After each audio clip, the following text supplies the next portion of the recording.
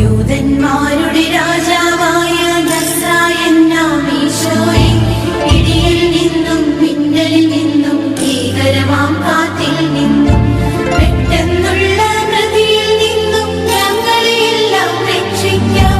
പെട്ടെന്നുള്ള മൃതിയിൽ നിന്നും ഞങ്ങളെയെല്ലാം രക്ഷിക്കാം.